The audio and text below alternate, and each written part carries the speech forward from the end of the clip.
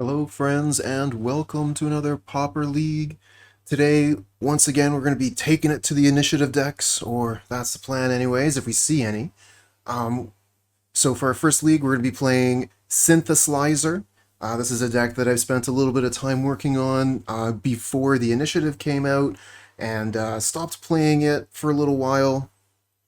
Um, but now with creature combat being so important, we're going to be bringing this aggressive strategy back to the table. We've got ways to go wide with Rebirth. We've got haste with Bushwhacker. We've got reach with Goblin Grenade, Fireblast, and Lightning Bolt, and Makeshift Munitions, which is actually a recent change I made to the list. I wanted another way to crack the synthesizer, and I wanted a little bit more reach to the deck. So now if creatures are blocked and I don't have a raider on the table, we can start throwing our creatures at the opponent's face for that extra damage.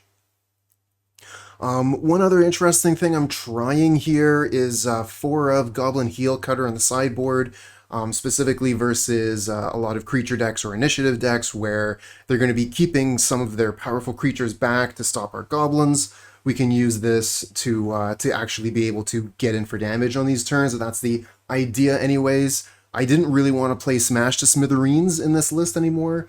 Affinity has access to a lot of ways to sacrifice the permanents that we would be targeting. So it kind of feels like a liability having this 2 mana card that can just be nullified by the opponent quite easily. So yeah, we're going to try the Heelcutter for a little bit. Let's head into the league and see how we do. Yeah, this looks good to me.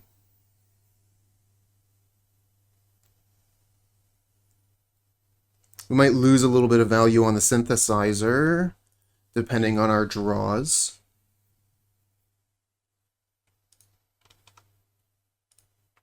Gonna want to get these goblin tokens out right quick if we get the opportunity. Basic Plains pass.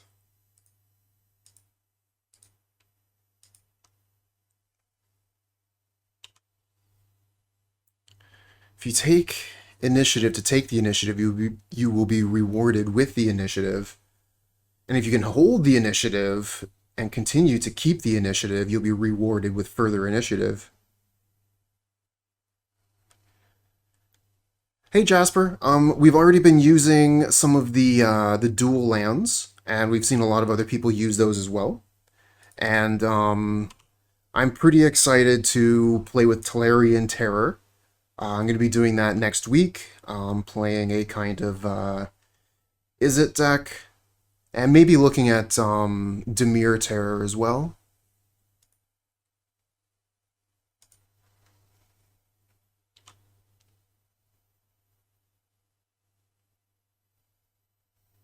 Alright, so it looks like this could be... Yeah, this is a bit of a nightmare. Definitely not a deck we wanted to be running up against here.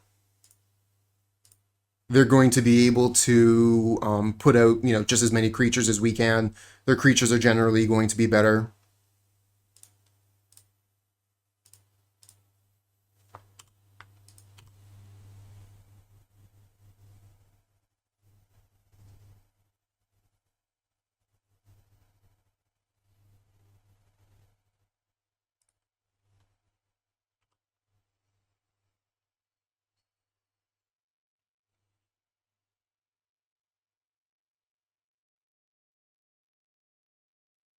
Ooh, draw extra mana cost. That's a great idea. Oof.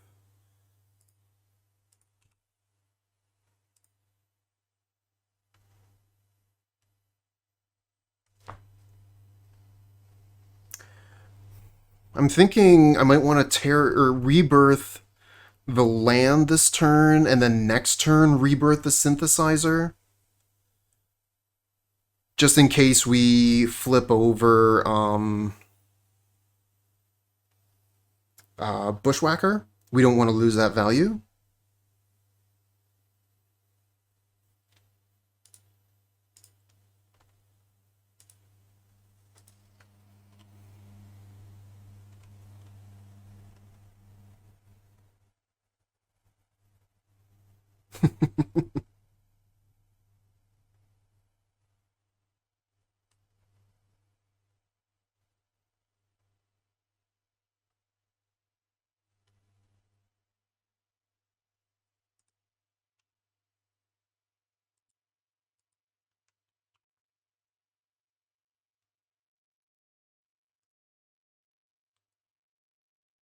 We've got a couple Electrickery. We got some Relic of Progenitus.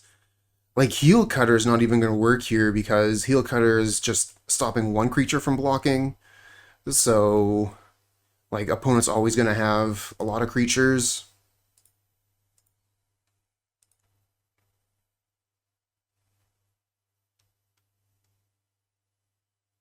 Alright, so we start with Rebirth on the Synthesizer. We flip over Fireblast. That's not ideal.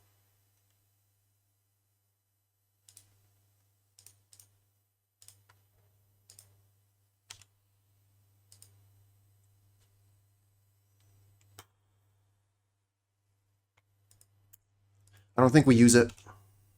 I want these lands for other goblins.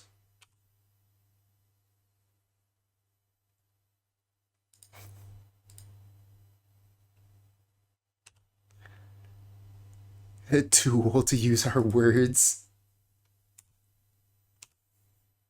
It's kind of funny.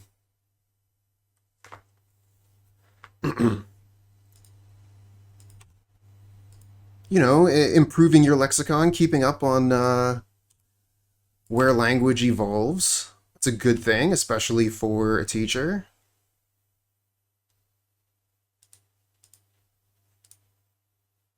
Why are you keeping everything back?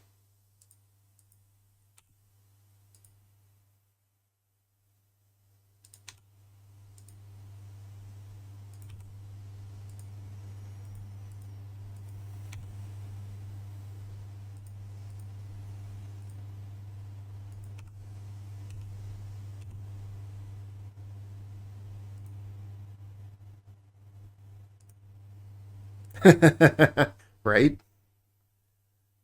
So old.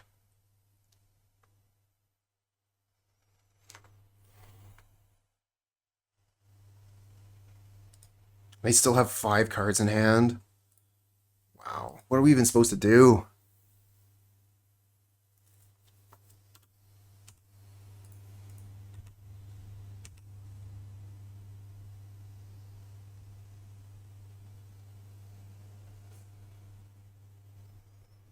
I guess we attack for a bunch of damage.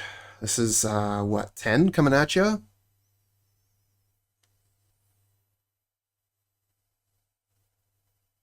Oh, wow, and they just take?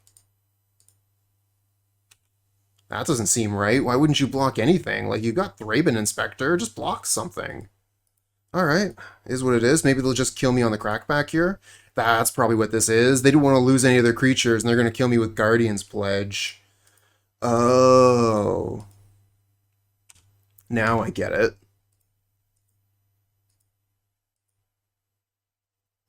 One, two, three, four, five, six. 6 times 3 is 18. So I think as long as we block something here, we don't die. And they don't attack because they don't have the numbers. Now, unfortunately, they do have access to Prismatic Strands. At least, like, they have the mana open for it. So it seems really risky to attack into that. Yeah, Titan. King Chaos came in with the Hydrate bright and early. So you'll have to wait a little bit. It comes back, though. It refreshes. If I were them, I would probably be playing Prismatic Strands, but would it be in the main or would it be in the board? If I were them... Oh my god, is it not even in the deck at all? That's a mistake. Alright, let's go for it.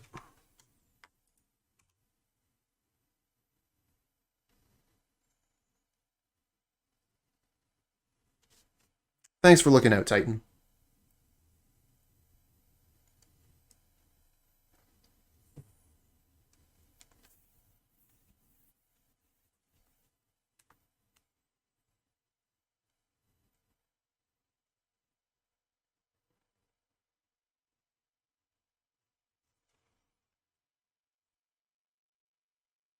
Yeah, it is.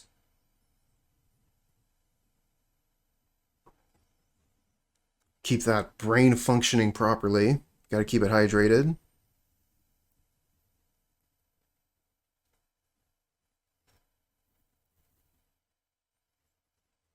Of course, now that I was agonizing about whether the opponent is going to have prismatic strands or not, they might have stepped away from the keyboard. Okay, here we go. Send in. We're going to go all in.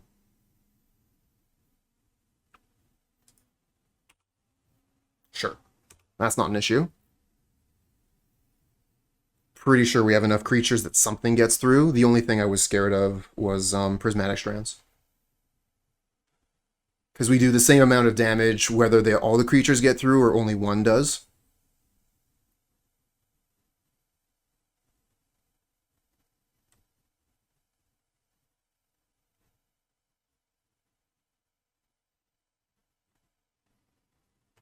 And this is how.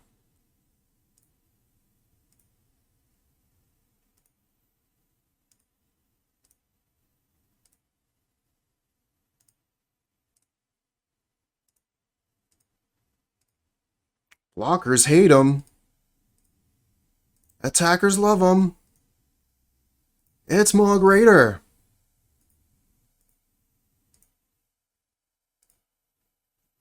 Okay, take 10. Didn't even need Fireblast.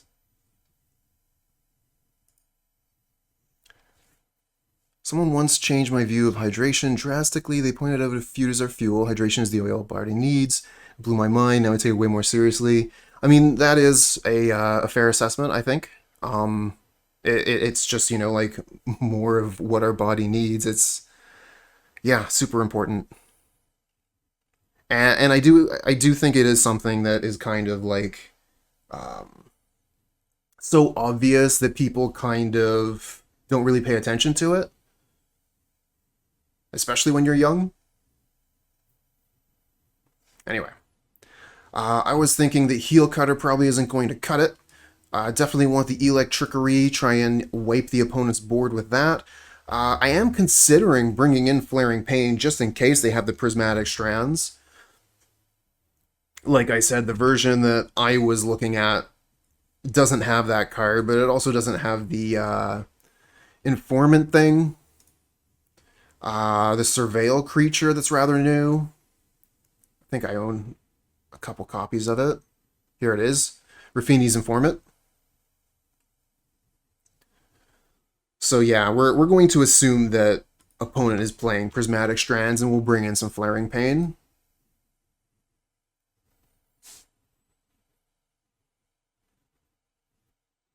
I mean, if we don't need it, then that's a dead card that rots.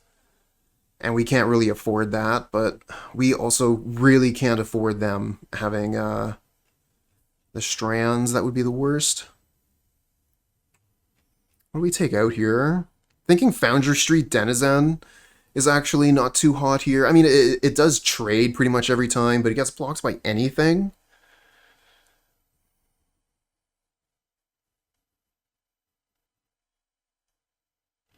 Yeah, I think that's what we take out. Take out the Foundry Street Denizen. Got too many good blocks for it.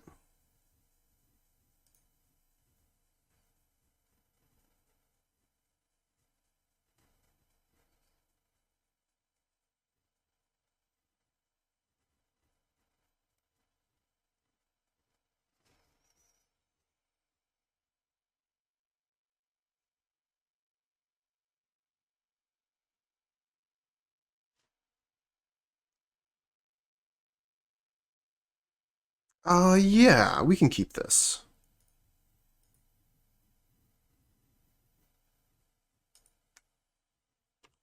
That's a really good turn 1 play for them. Find a mountain.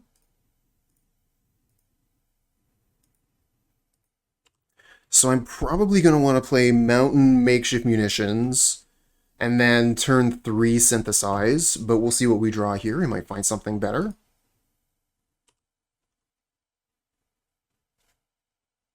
Epicure is interesting.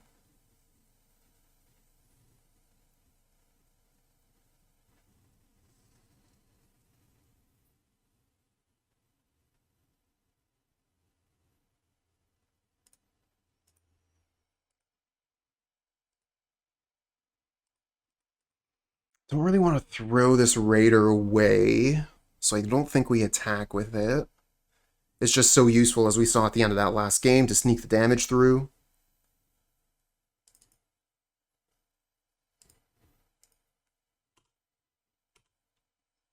Play Makeshift Munitions. This could also be pretty good at sneaking damage through a Prismatic Strands. While it's on the stack, we can get some numbers in.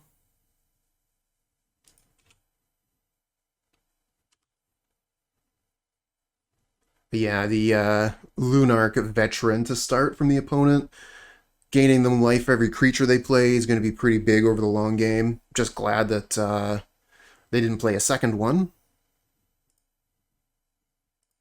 Second Synthesizer is appreciated.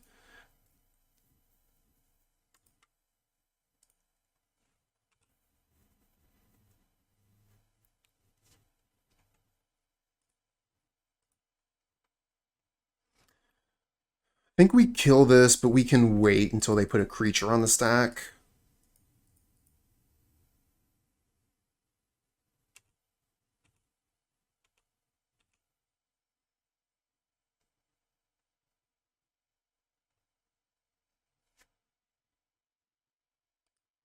Okay, yep.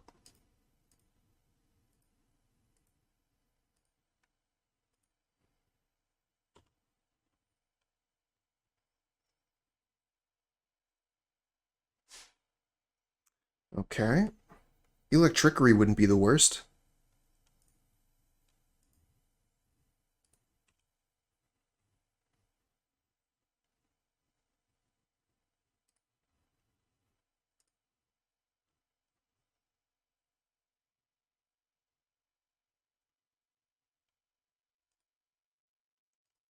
Don't really want to sacrifice one of these right now. Don't have a lot of other artifacts to hit, though, so I guess we get rid of the Veteran, so they stop gaining life with it. And we hit another land. Did I play land from hand? That would have been a mistake. We could have played this. We lost a little bit of value.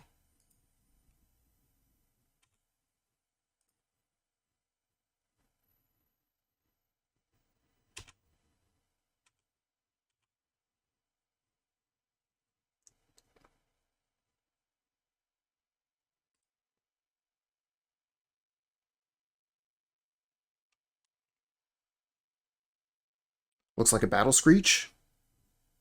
Is Goblin Combo still a thing in Pauper? Yep. I've played against it recently anyway.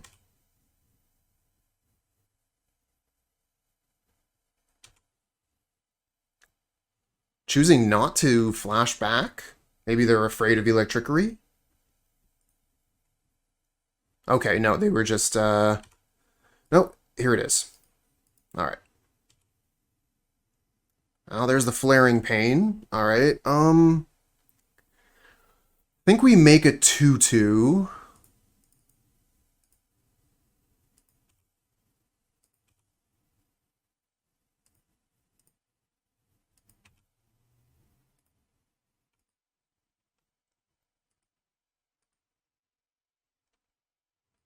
And maybe we Blood Token the Flaring Pain end of turn?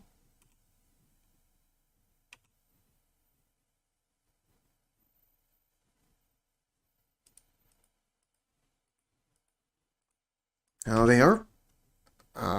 They do have a lot of lands here, kind of flooding out.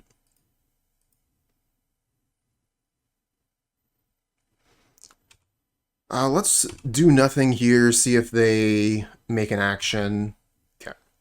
If they, like, did the +3/+3 thing, I'd want to ping a creature with Makeshift Munitions, for sure. Oh, it's +2/+2. It makes them 3/3s. Ooh, Search Party Captains. It's pretty good. 1 mana, 2/2 draw card. Seems really good.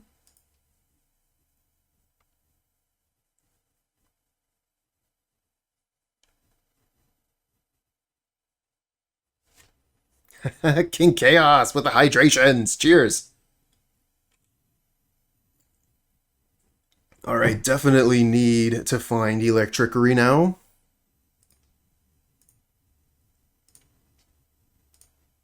That's not Electrickery. But it does dig us a little bit deeper. Another Flaring Pain. Lame. Rebirth, sure.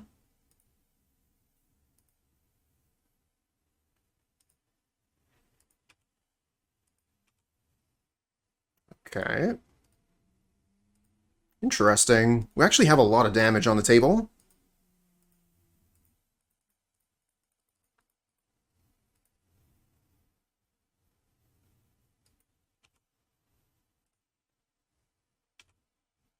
Gonna be trying to find something for one more turn. I think we'll try and go for the win next turn if we get an opportunity.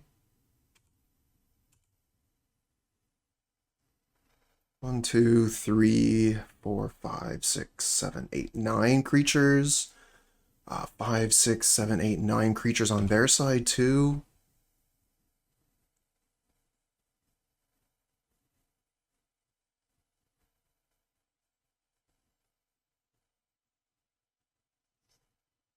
Uh-oh. This is just give all their creatures +4/+4.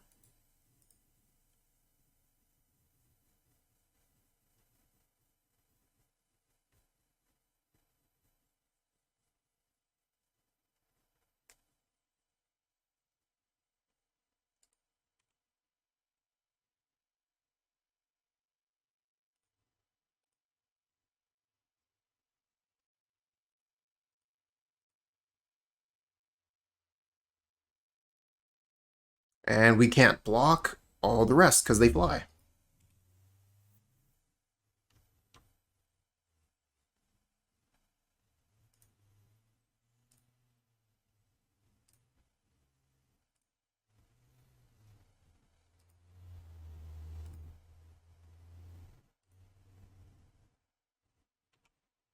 Oh, figured for sure they had 2 of these. But they would cast the second one, I think, in response to us activating the Makeshift Munitions here. Either that or it actually doesn't matter. They've done the math and we're dead regardless. I don't know. We'll see.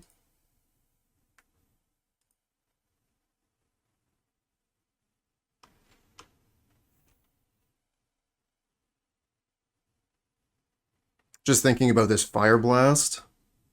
We could take out their Thraben Inspector, keep the Samurai. I guess we have a moment here to see if they're going to cast the second thing.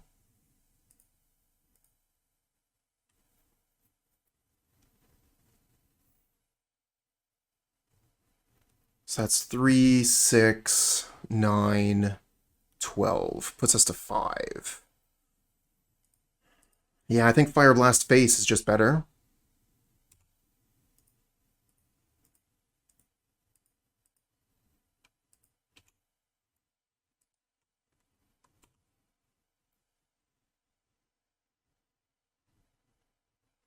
Two blockers.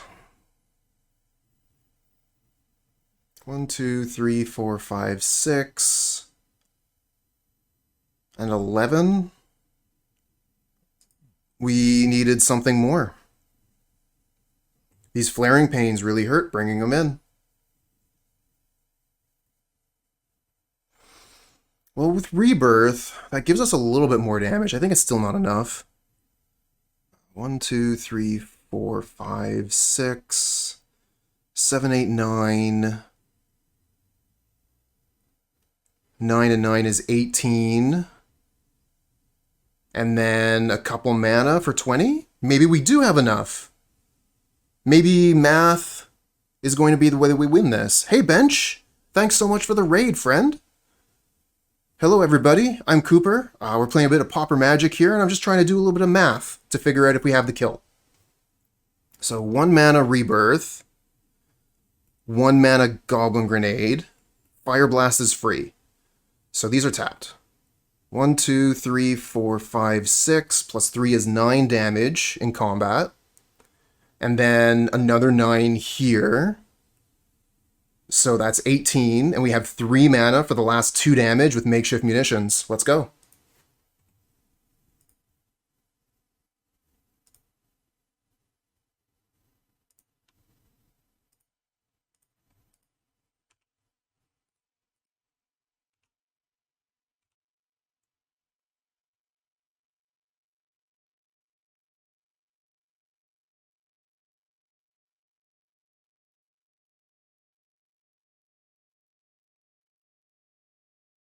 Okay, so target this.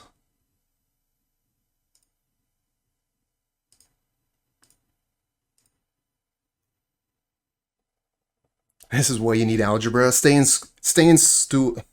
Oh my god. Stay in school, kids. That way you'll always have class.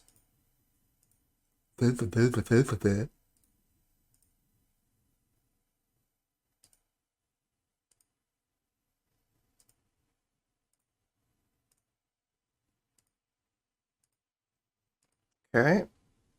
Go to damage. Goblin Grenade.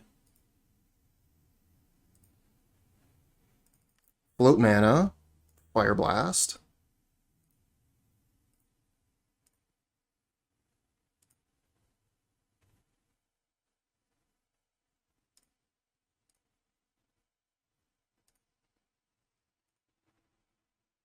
Let's go. Found the line. Whew. And I was really worried playing against this deck.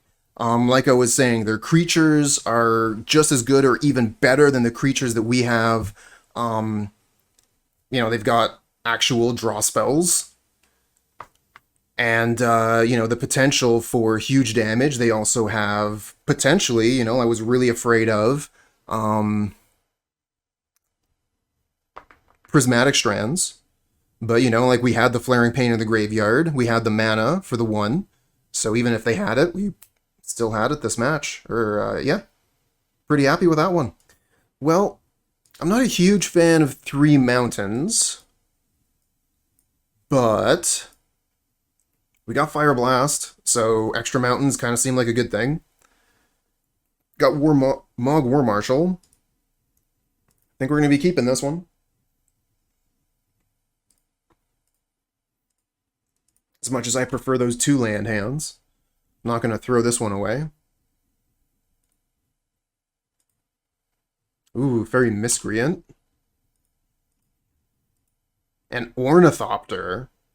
Okay, opponent's playing something spicy. I'll have to use this blood token, I guess, to get rid of an extra land. I'm going to be bringing a ninja down, I know it.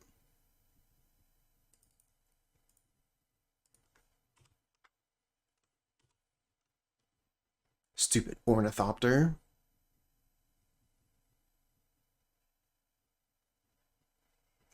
There is a world where we might want to hold up red mana to bolt a ninja that comes down here.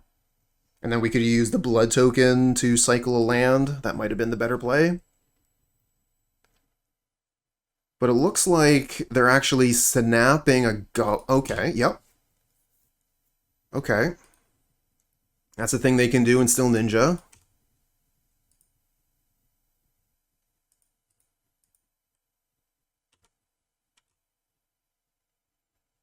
Yeah, definitely should have... Oh, wow, it's a Moon Circuit Hacker. Alright, well, lightning bolting a Moon Circuit Hacker during combat is a dangerous proposition. Because they could have another hacker in hand and swap it out.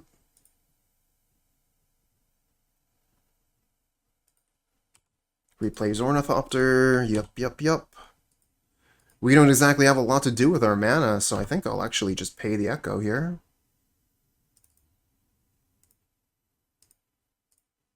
And of course we get punished.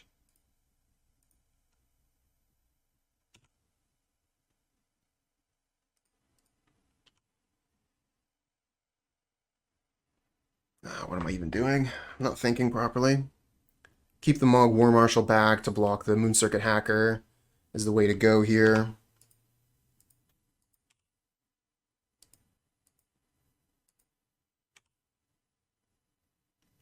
So yeah, we shouldn't have even attacked with anything. Oh well. This is the position we find ourselves in, so we'll figure our way out of it. Maybe Lightning Bolt that MC Hacker while they're tapped out.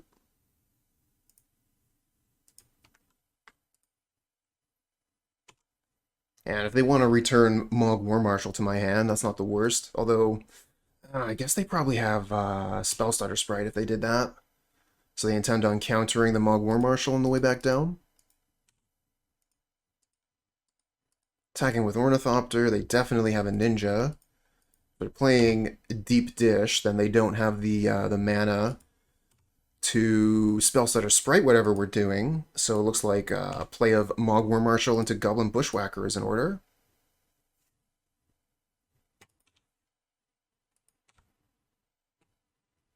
Oh, and Rebirth?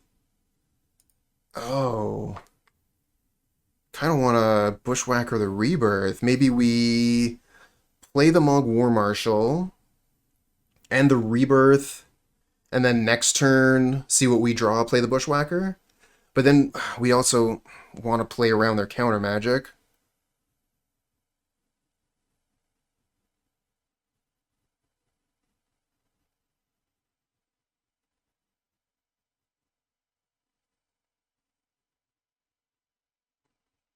I mean, do it now, sure, but which do it now? Do we Mogg War Marshal and Bushwhacker? Do we Rebirth and Bushwhacker? Rebirth gets us more bodies.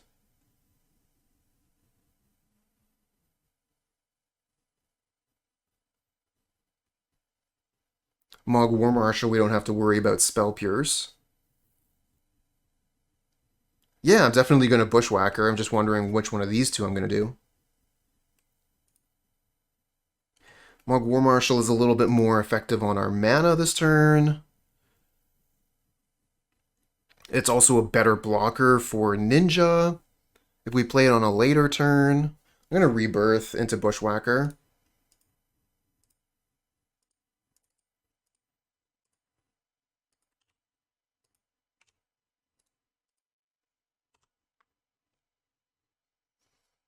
Damage.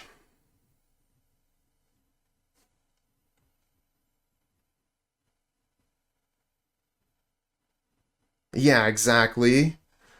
Ornithopter's weakness, 2-power creatures.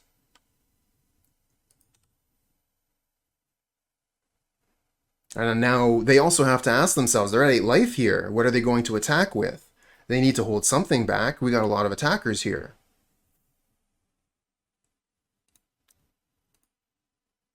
Hello, Hebby. Seems like I cannot translate that. Let's maybe see if I can do that on this.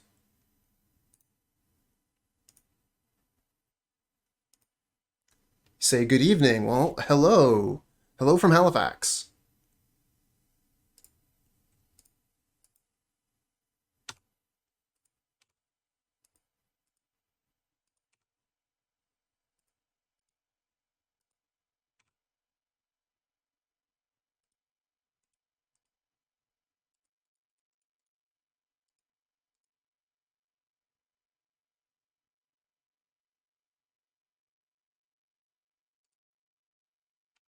Another Bushwhacker? Not that lucky.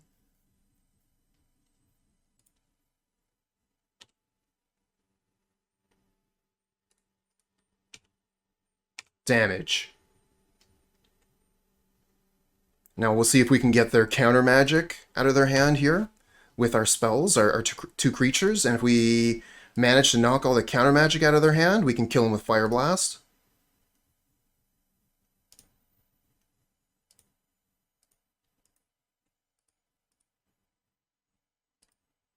Okay, got one. Let's try and get another one. Come on, give me another Spell Stutter Sprite. Oh, yeah.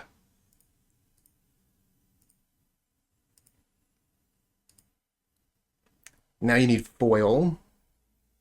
I don't even think you... I think it costs 3 cards for foil, doesn't it? It's been a little while since I've seen that card. Let's bring it up in chat here. May discard an island and another card. Right, so you need 3 cards in hand to foil.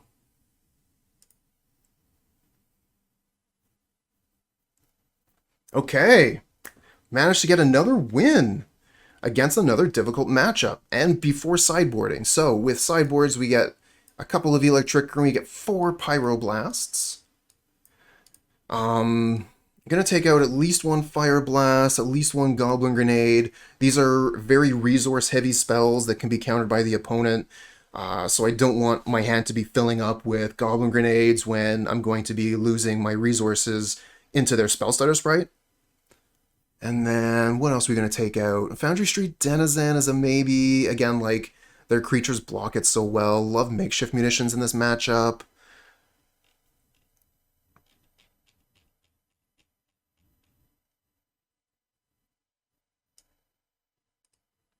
Maybe we bring this back in on the play.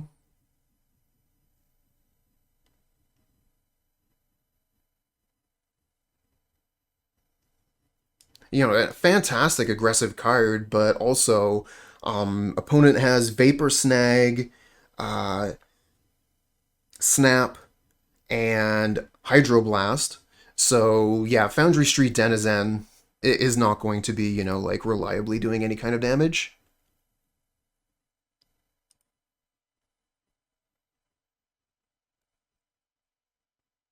Although it is a lightning rod for those types of spells, and you know, like Sledder and Raider aren't going to be nearly as good in this matchup either. Do wish I had more Electrickeries in the board for this. Hmm.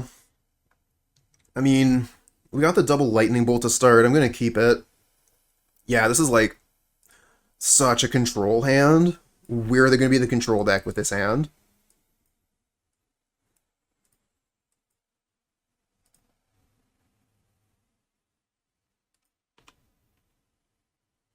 Another Electrickery. Pinch me.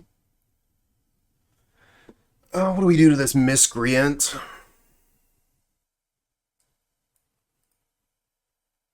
Kind of feel like with all the Electrickeries we do nothing. Maybe just hold up Lightning Bolt for whatever their play is.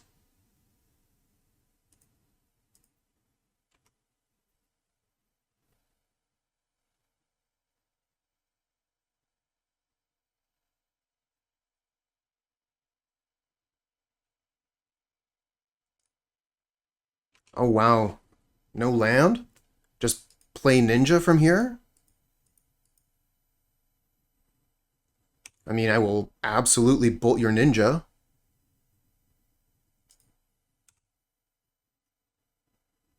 They need double Muta? Wow. Okay, how about no land drop? Wow.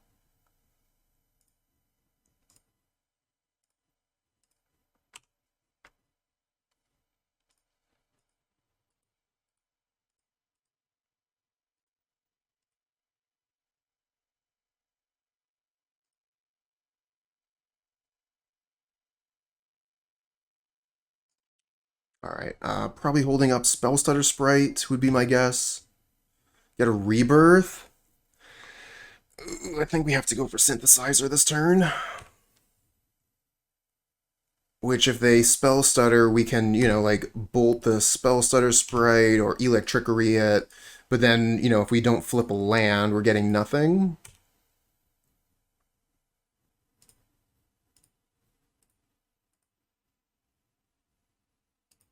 Counterspell. Just an old-fashioned counterspell. No Spell Stutter Sprites here.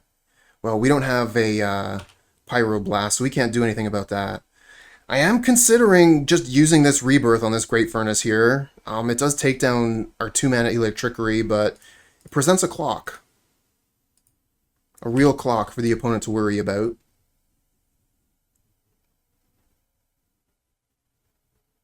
And if they try and snap something, we can sack it so they don't get the mana return.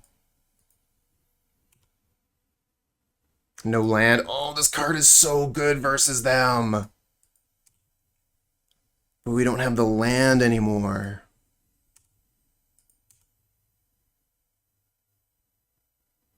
Alright, I think it's worth it to save the Raider. Then again, they could have Muta, and we kind of punish ourselves. I guess if they Muta this, then we'll Electrickery it.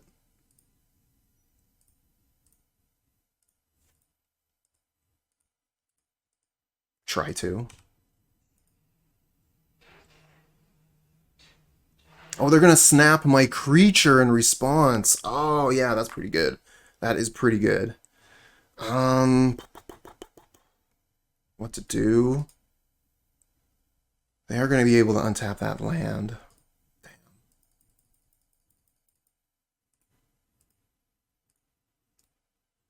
Let's kill their creature while they're tapped. It's kind of brutal.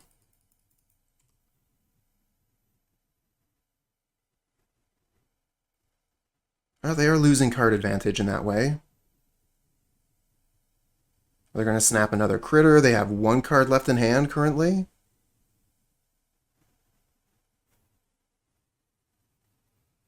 Fed up with all the initiatives and Pauper tournaments in Japan. It is a very, very popular way to build a deck in the format. It's extremely strong. I can't fault people for wanting to play the strongest strategy, but I can definitely understand getting fed up with seeing it. I wish I would see it more in this league, though, let me tell you. I've been building decks with the idea of beating initiative, and we haven't been really facing it. We've been facing other decks that are built with the idea of beating initiative in mind. Oh, wow. If we get a land here, mountain, mountain, mountain, mountain. Come on, mountain. Give us that mountain on top. Mountain of our dreams.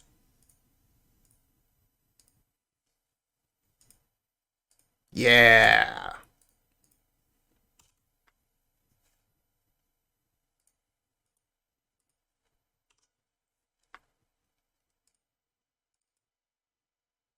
Okay, that other mountain here is really good because if one of their leftovers is Spell Stutter Sprite, we can counter their Spell Stutter Sprite. No, it's Blue Elemental Blast. Okay. Yeah, let's trade. No trades. Okay.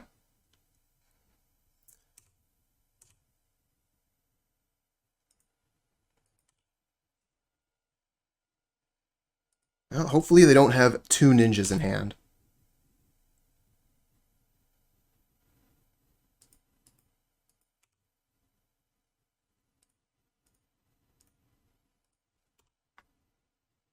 Nice. If it was two ninjas, it was two deep dish, so... No, it was Fairy Seer and Miscreant. Do you think Initiative will be banned? Maybe. Could happen. I'm not sure one way or the other. The Pauper format panel has had the opportunity to ban it, and they had a really good excuse with it not being on both sides. But, you know, I guess they want to see how it shakes out, and so do I, honestly. I want to see how Initiative goes with a month or, you know, maybe even 3 on Modo so we can really understand what the format is.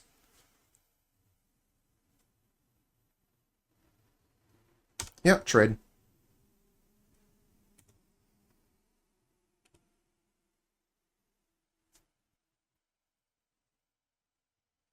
I will say that I do think the format is kind of broken at the moment. But I want to see if it will recover.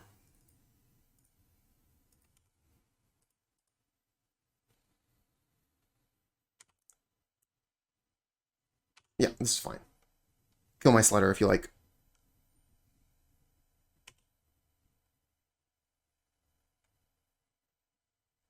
I mean, I'm just, you know, some guy that plays Magic on the internet, but I like playing with powerful things. I'm glad that I have the opportunity to play with Initiative and against Initiative, but since I've only been playing on Modo, I haven't been experiencing this meta for as long as you have. So I think your opinion, you probably know more about this format than I do currently, since you've been playing in it.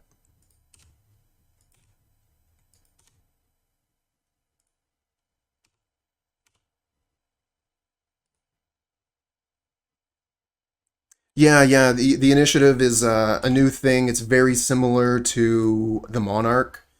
Some people would say better than the Monarch.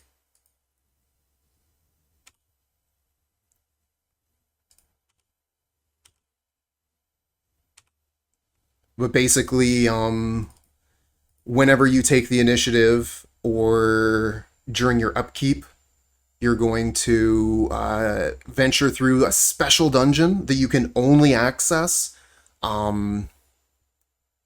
buy through the initiative.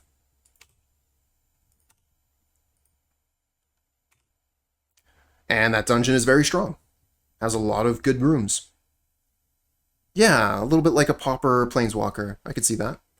Which deck plays it? All the initiative decks. A whole new style of deck has been brought to the forefront by this. And if you want to stick around, I can show you a couple of the initiative decks that I've played with after this match.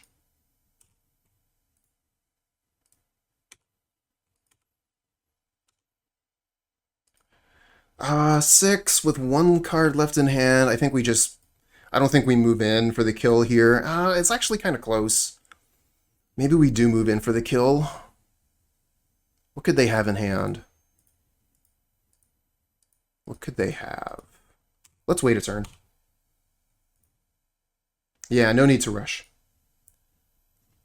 We've got the we have the advantage here. We have the creatures on board.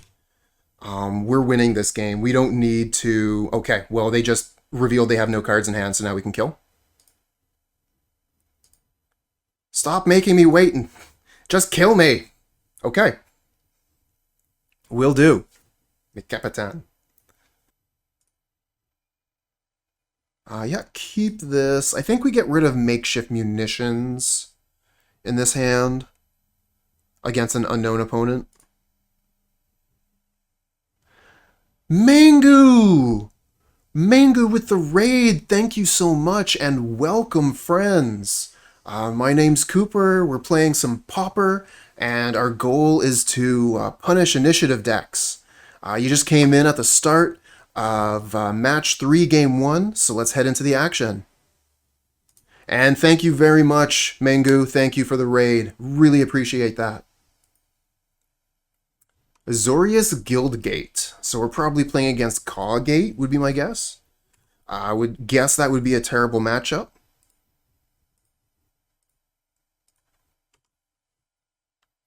But it kind of feels like every game we've played so far today has just been terrible for us, so we're just going to keep on winning against terrible matchups, I guess.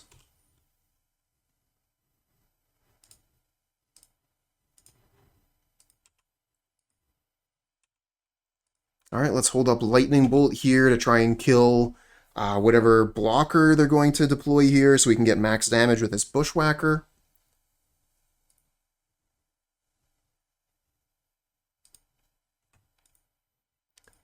Swift Spear and Pauper. Do you mean, do I think that it should be banned? I mean, I think Swift Spear and Pauper is pretty exciting. I think we let it take this. We could sacrifice it, but then they could potentially bounce it. So yeah, we'll just let them take the critter here.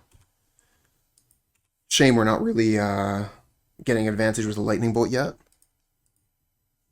No, at this point especially, you know, it was definitely in the maybe column. Not a good draw. It was definitely in the maybe column before, you know, the initiative came out, but now, you know, everybody's distracted by that. So at this point, with the initiative being a thing, I think that a hasty creature for 1 mana is fantastic to be able to give us a chance to steal the initiative.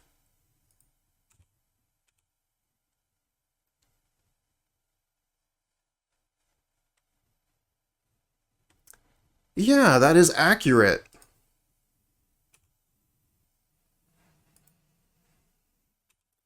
Pooper is super.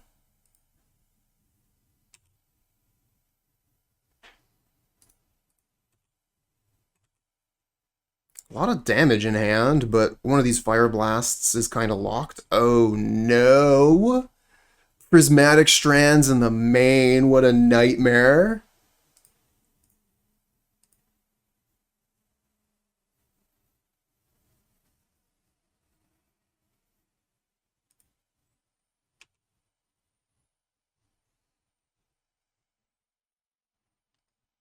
Yeah. The initiative comes from Commander, from the Baldur's Gate set. It's legal here in Pauper and is incredibly powerful. It's one of the most powerful things you can do in the format. And I think is one of the main reasons why we don't see Kiln Fiend as much as we used to. Oh my god, this is a nightmare. True name Nemesis. And Prismatic Strands. What are we supposed to do against this? Oh, I love Pauper as a format.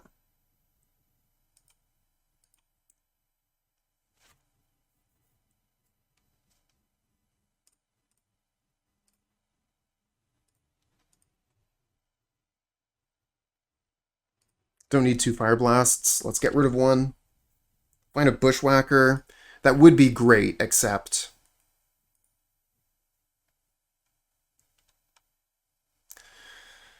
I don't think we're going to be able to... we might be able to try and take it here.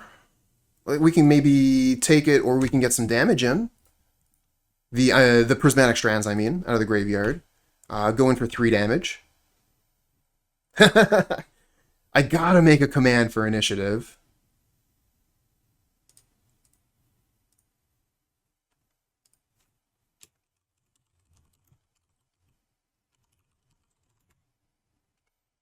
Okay, so we do get the Prismatic Strands out of the yard. That's actually was our intention. So now we have Bushwhacker, Fireblast available for next turn, and hopefully we draw a 1-drop creature. A Lightning Bolt would be fine as well.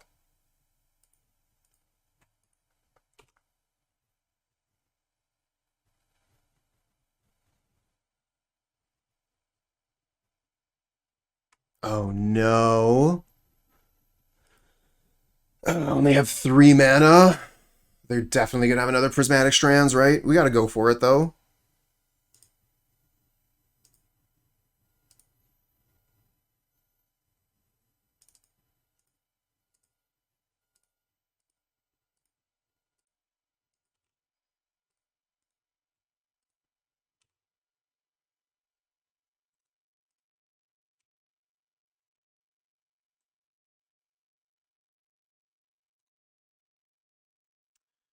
Do we just concede this game to this?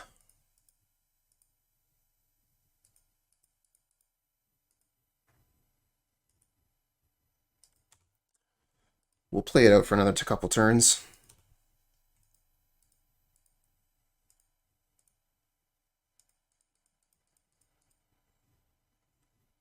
Can't even sacrifice this to stop the life gain because it's a vampire. We can only sacrifice goblins.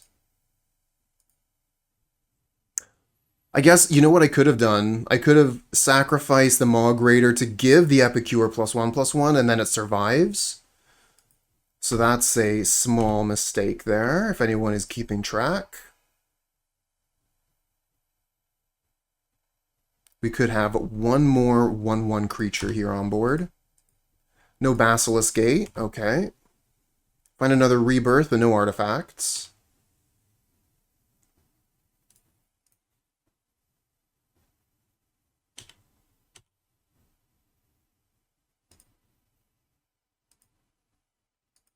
Alright, are we dealing 2, or are they Prismatic Strandsing again?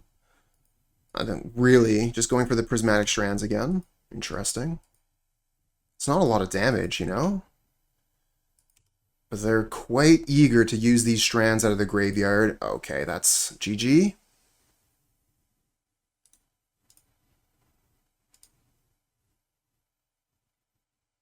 Now they only needed to buy a couple turns to find that Basilisk Gate. Alright, so we're going to bring in 2 Flaring Pain. Don't know about Heelcutter here, but I think Electrickery is good enough.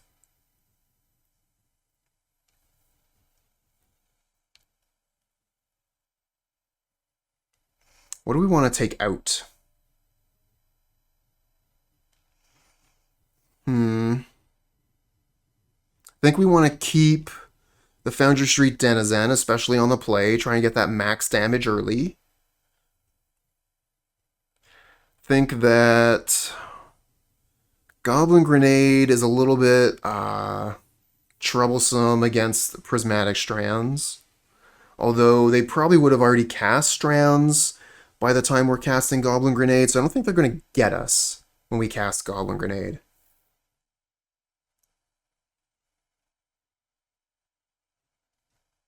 Definitely want to keep the lightning bolts. I need to keep the Epicures if we're keeping Rebirth. Kind of like Makeshift Munitions as well, because it helps us get rid of the cats, which is one of the main problems, which is why I'm bringing in Electrickery, because the cats are such a big problem. I don't know what to take out.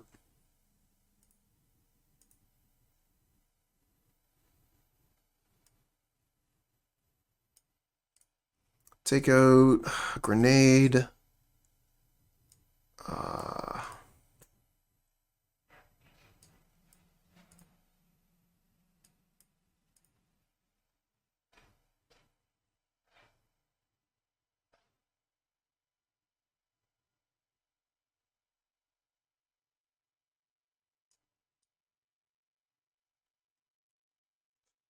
I feel like Makeshift Munitions is probably better than Electrickery. Alright, go with one Electrickery.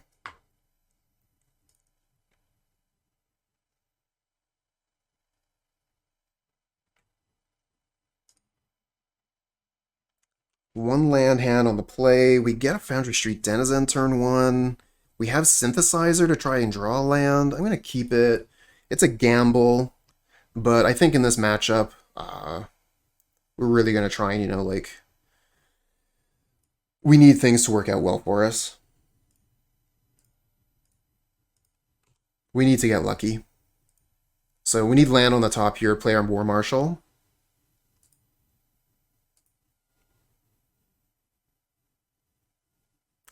I think that Blue-White or Azorius Familiars is an excellent deck in the format. Ooh, Rebirth. Need to flip a land with Synthesizer. I do think that it's a little bit difficult for a new Pauper player because there's so many things going on with it. But don't let that stop you. If Familiars is the deck that it tickles your fancy, makes you feel nice things, then 100% go for it. It's a very strong deck and has a lot of flexibility so that you're going to be able to change it depending on the meta. All right, let's flip a land. Let's flip a land. No! Well, we take that thing that's a non-land off the top of our deck, I guess. And we can rebirth the Synthesizer, get some big damage in, and try and hit another land. Hello? I mean, if I were recommending a deck for a new Pauper player, land, let's go. The first deck that I would recommend would be Mono Blue Faeries. And Mengu has actually played Mono Blue Faeries and Pauper at least once. I have as well, so you can check out our YouTube channels and take a look for that. It's a very, very fast, it's tempo, it has some control elements. I feel like it's really well positioned in most metas. All right, sorry opponent, I've been really distracted here. Let's get back into the game. Try and get some damage done.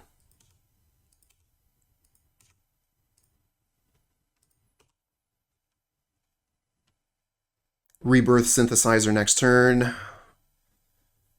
See if we can hit a land. Best thing we could do would be to hit land and Bushwhacker.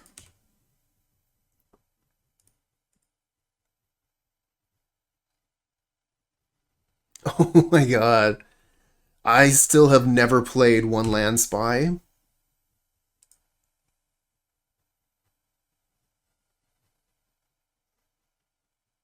No, no, no, no, no cats! No cats!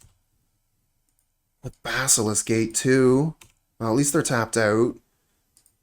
Alright, this is a no. On the War Marshal. Oh wow, random. Got a top 4 in a 40-player tournament with One Land Spy. Very cool.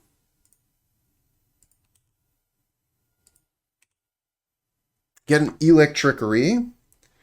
So we could rebirth the Synthesizer, Electrickery the cat, so they're not able to Basilisk Gate or block any of our critters.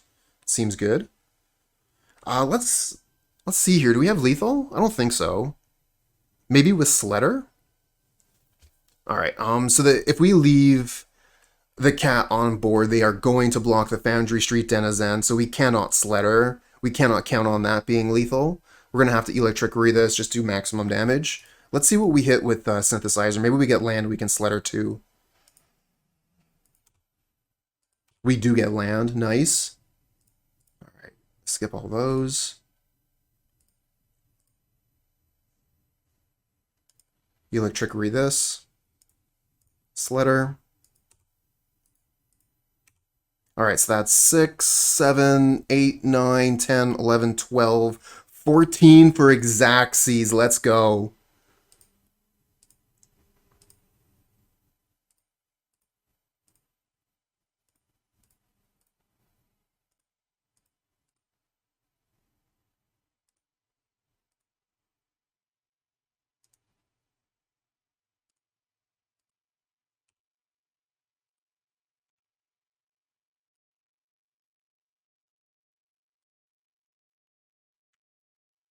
Oof. Good turn. Good turn. And that's why I spend a little bit of time trying to figure out these turns.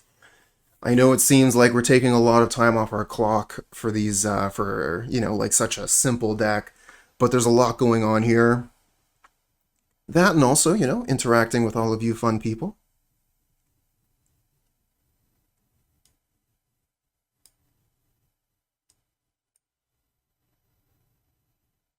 Yeah, let's go with the same thing.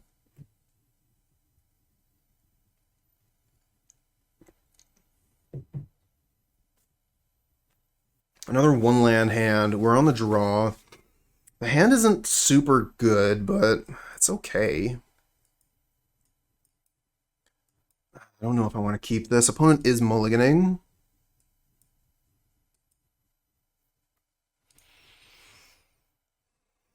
We don't have any way to draw into lands here. So it's a really big gamble. At least last time we had Synthesizer, right? So we had some ways to dig.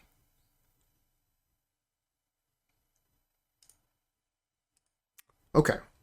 Yeah, this hand's good. We'll keep this. I like this hand a lot, actually. What?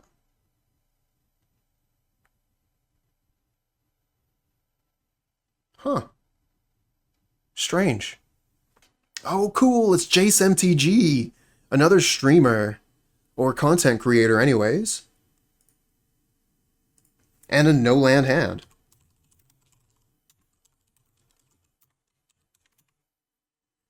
So obviously, we're going to mulligan this one. Don't have to think too hard about that. I think we have to keep this one.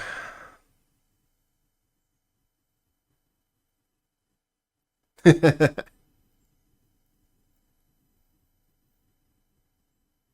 win 2-0 now and call it we beat Jace MtG. Why not playing whole bolt package and burn? This isn't burn, this is Sligh. A little bit different. And it's just, yeah,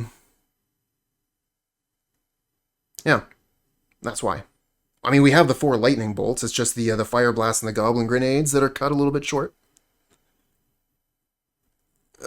So many 2-mana things, though. This hand is so bad. This hand is so bad. If we get land on top, it starts to be good.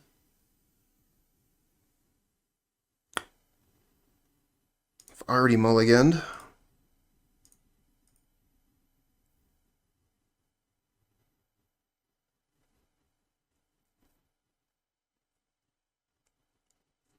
This is a hand we can get punished pretty hard on.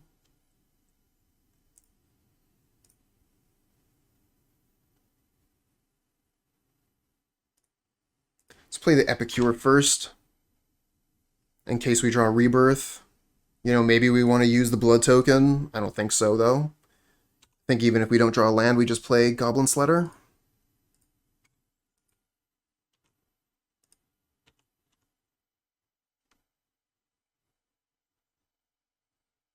Okay, this is initiative. Almost certainly. It's pretty good at blocking our creatures. We really need a land here. And we miss again. Alright, we need a land, so we gotta use the blood token. We miss. Shit. Alright, is what it is. This is what we signed up for when we kept a 1 land hand on the mulligan. It was a gamble.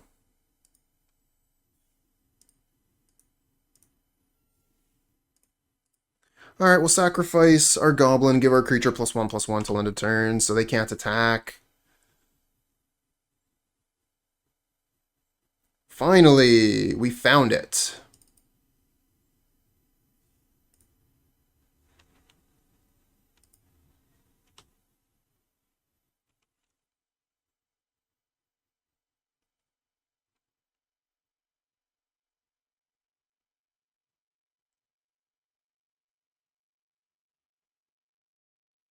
And initiative? Nah, not yet. They could still do it, though. Dark Ritual still gets them initiative.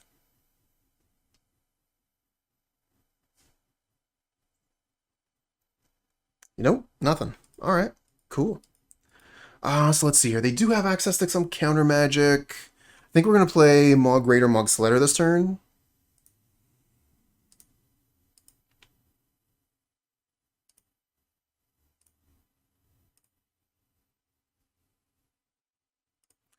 I think that changes things. I think we go for a Bushwhacker now.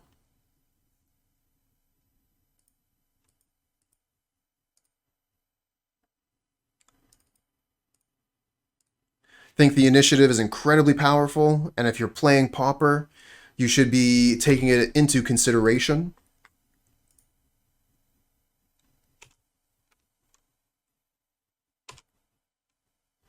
I think that you either have to play initiative or play to beat initiative. I think it's also really interesting the variety that you're able to put forward with different initiative decks. Be it, you know, like the turbo styles, more control styles, more mid-range styles. You have a lot of choice for initiative, both in color and in type of deck you're playing.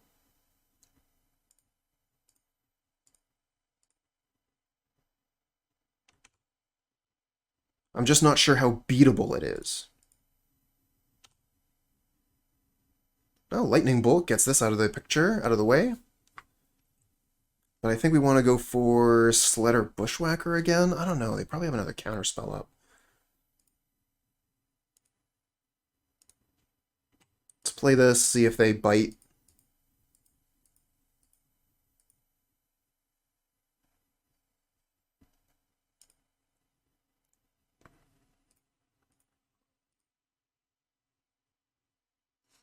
That's kind of what I've been feeling, is that we've had this huge shift in the format similar to Modern, with Modern Horizons 2.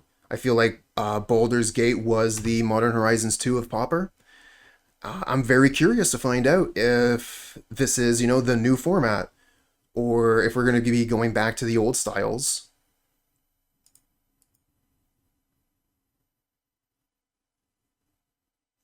Cast down, okay. Let's target this goblin, sacrifice this. Still get that damage in.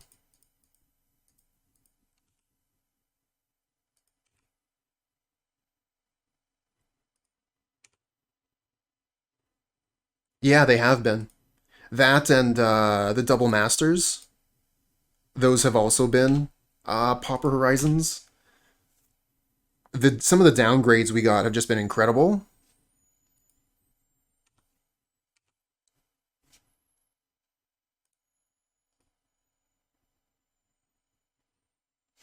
Alright, well, we managed to find the lands. Oh, Dark Ritual, here comes some initiative. And holding up Counterspell. Well played, opponent, well played.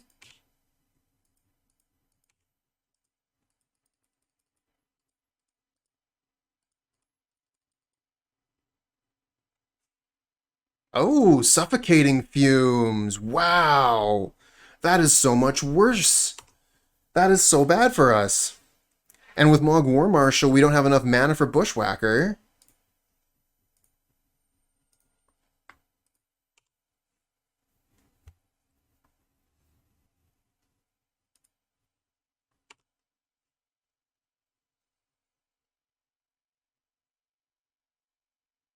Okay, not going for a Forge. They're going for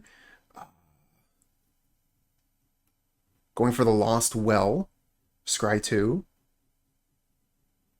They could potentially goad one of our creatures, but I mean, we want to attack anyway. So I think they're probably just going to be sticking to the right side here, towards the Throne of the Dead King. Or sorry, Throne of the Dead 3.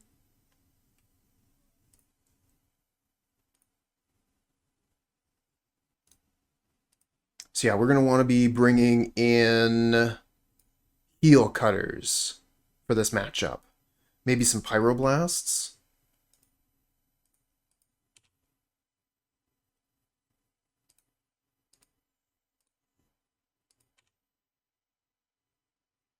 Makeshift Munitions.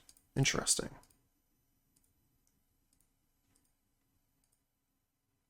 Oh, they had the counterspell.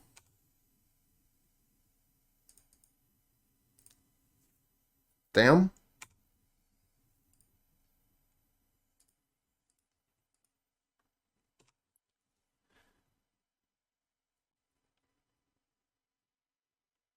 Okay, it was one top, one bottom. Yeah. I was just checking the scry on the Lost Well.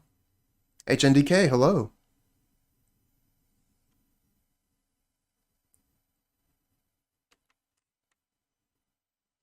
Here's a Brainstorm. Into a Vicious Battle Rager. So now they got all the blockers they need. And our anti-initiative deck isn't doing very much against this initiative deck. Now they're just going to be able to go to the throne room uncontested. And we probably lose this one. Hey, just playing a little bit of Pauper. Finally found an initiative opponent. And maybe we bit off a little more we can chew. Then again, to be fair, we did have a rather poor opener. To be fair, we were stuck on one land for a couple turns. Yeah. I think if we had had a better start, we would have done better, obviously.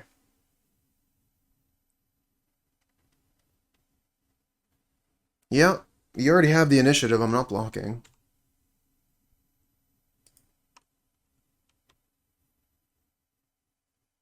And a Thorn of the Black Rose for the Monarch, too. This deck is really cool. It's got so much good stuff.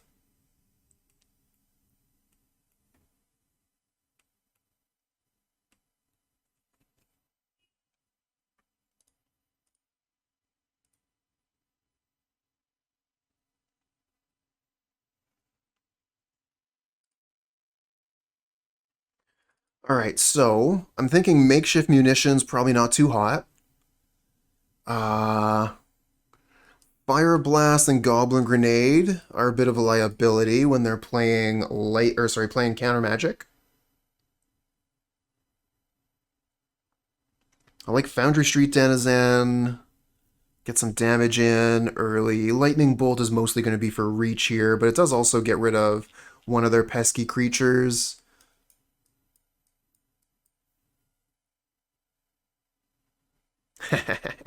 I mean, I was doing the same thing, to be fair, in my Temur initiative deck. Would like some number of Pyroblasts.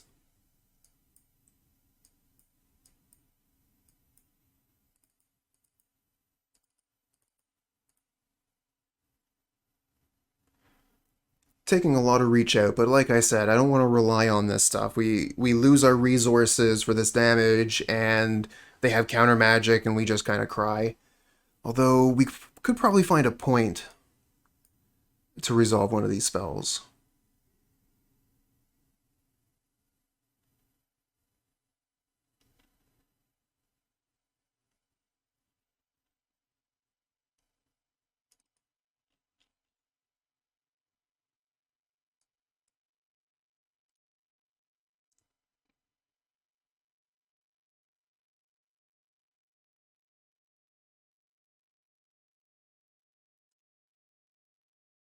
2 lands. Good creature to start with. Hey, Chuck, thanks for the luck.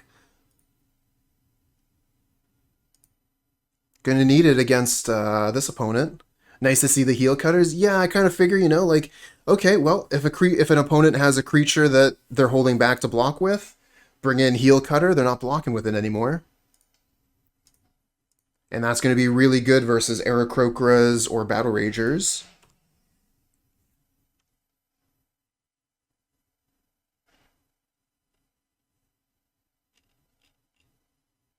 Okay. Should be able to just get in for damage. I can't really think of anything they can do to stop us. Let's play this Goblin Sledder as well. Ooh, Mogg War Marshal, though. I think we just play War Marshal this turn. I guess War Marshal's a little bit better if we get a Sledder down first. Alright, let's play the Sledder. And the Epicure.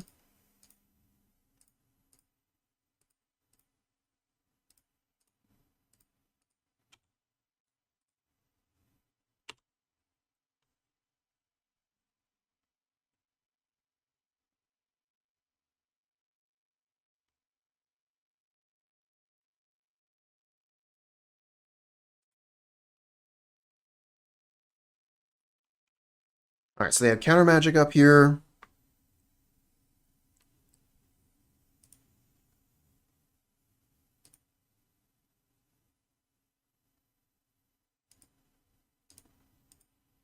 Yeah, they don't counter that. No way. How about this one? Wow, no counter magic.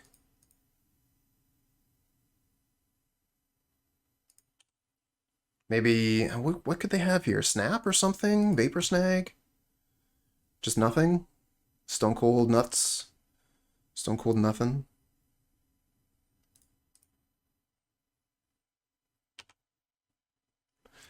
So let's see here. What's our maximum damage? 4, 5, 6, 7, 8, 9, 10, 11. Wow, that's almost lethal. No, we can't sacrifice this. That's right. I don't want to leave this. Well, yeah, they almost certainly have Swamp in their hand. I kind of want to leave this in play so that we can maybe get, we can keep some resources through Suffocating Fumes. So yeah, we're just going to do the 6 damage here. Gotta get that Archmage Charm up and running. Okay, yeah, we just got that one. We're too fast. They didn't have access to the fumes. So we get a win. Let's see if we can turn this into a match win.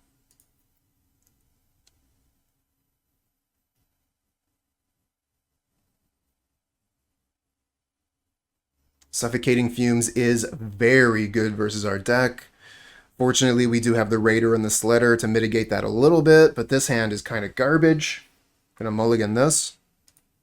4 lands, no thank you. Yep, keep this one. I think we get rid of... this is a tough one. What do we get rid of here? With Rebirth, I kind of want to keep Goblin Grenade. Maybe we'll just get rid of Lightning Bolt. Could get rid of Heelcutter. It's just, you know, like Heelcutter is going to be one of the best things we can do if we get one more land.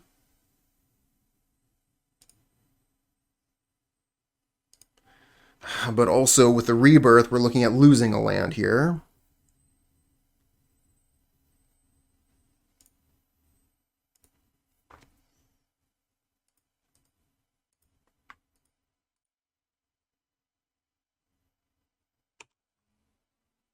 Oh, wow, what a draw. Don't have to lose the land for the Rebirth now. Give me back that Heelcutter.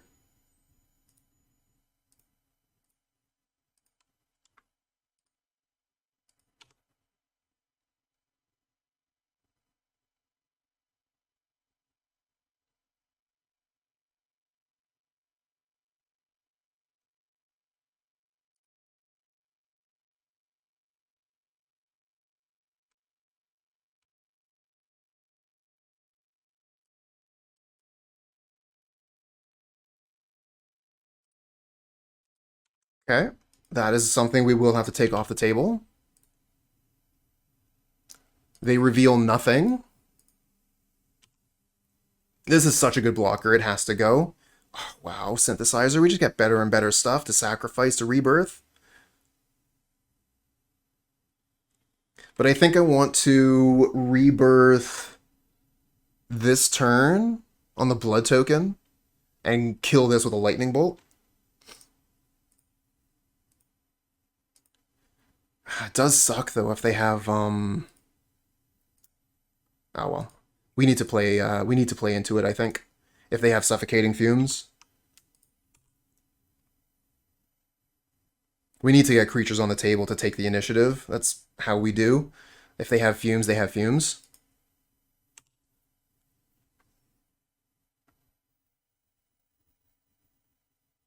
Oh, I am running Snow-Covered Mountains. That was a little bit of oversight, actually. I used to play all snowlands all the time in Pauper. It was just a shortcut I had. But I've since been replacing a lot of these lands. Yeah, I just haven't replaced the snowlands in this one yet. You actually don't want to be playing snowlands anymore in Pauper unless you have to, because there are a couple cards that people do play, which have a bit of a downside if you're playing snow-covered lands. You know, you could be giving your opponent a free life or losing a life point on your side. Yeah, Icequake and Thermokarst are the two cards.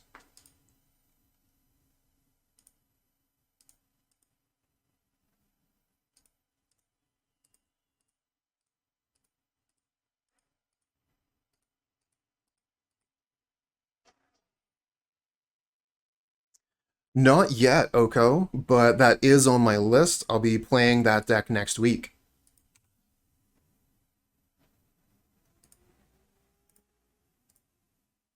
This is a good card here. Good against... Oh, they're going to counter it. Well, let's counter that right back. This is really good against Suffocating Fumes. It allows some of our creatures to live. Maybe not all of them, but half of them.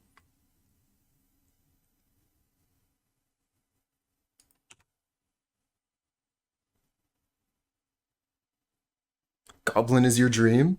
Is Skred still played? It is in some decks. Not many, but yes, some decks. Including, I think, the deck we're talking about. Oh, you can't find any Goblin Grenades? I'm sorry to hear that. It's a great card. And one of the main reasons why you would want to be playing this deck. Dark Ritual, yep. Arms of Adar, ouch. So how many creatures can we save from this? I think only one. Because it takes 2 sacrifices to keep this alive. And then we have 2 tokens left, but that's not enough to save anything else. Stupid Arms of Adar.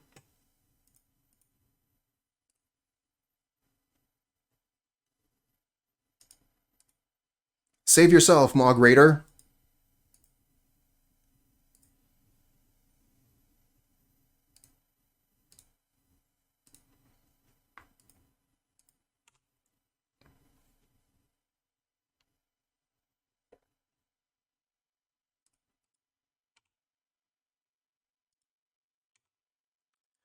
I think we just make a 2/2 here.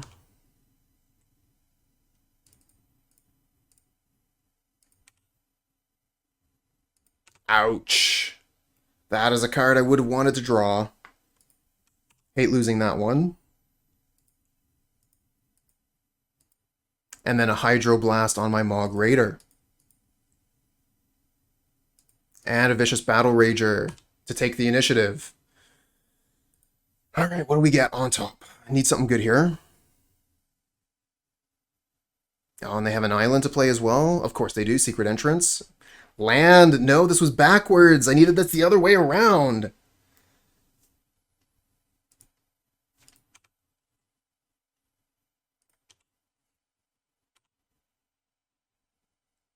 This is bad news, Bears.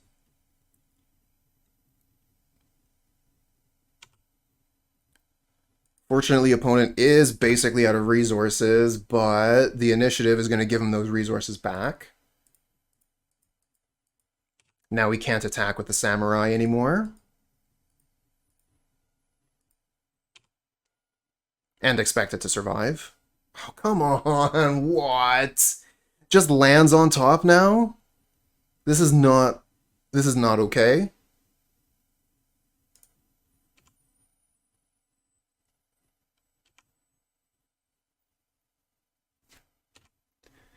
This is the moment where I need you to seize the initiative, and I'm getting flooded.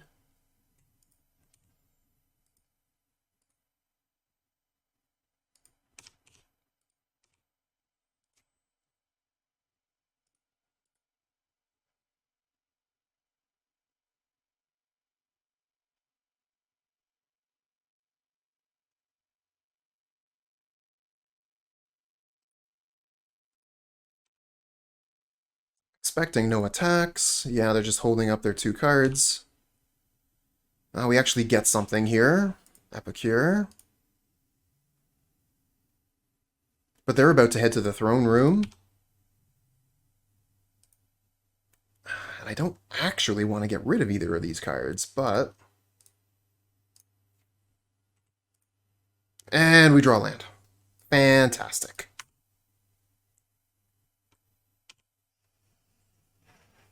Oh well, is what it is. It looks like this initiative deck is too much for us to handle.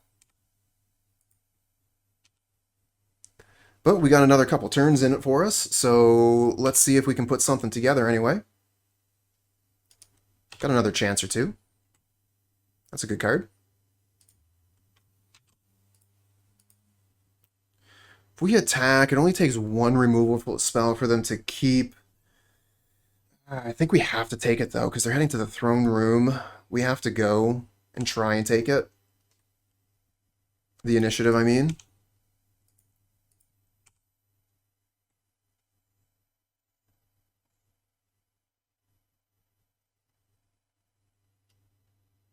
Nah, too bad. I mean, we knew they were almost certainly going to have a removal spell.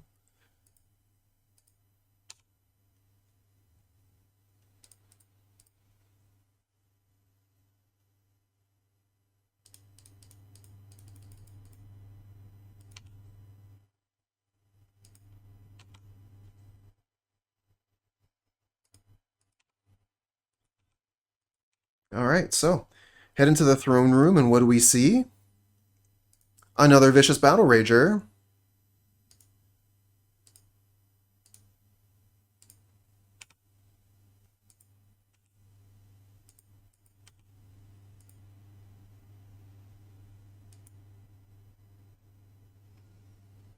Yeah, I mean, each individual thing isn't all by itself game-breaking. The problem is all of them together.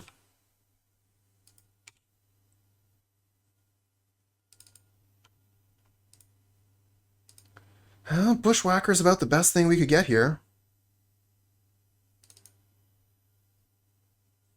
Just thinking if I need to play this land first. They're not going to have Force Spike. I don't think it matters.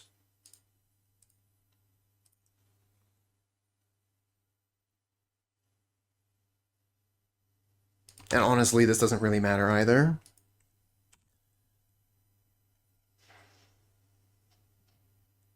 Again, they only need 1 removal spell. And even if they don't have it, I take the initiative once, so what? I get a land.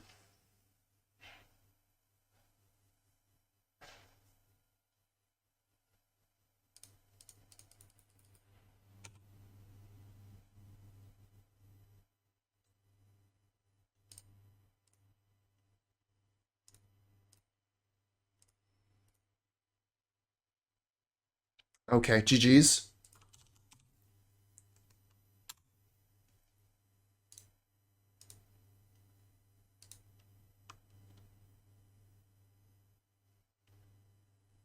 Now, be careful what you wish for.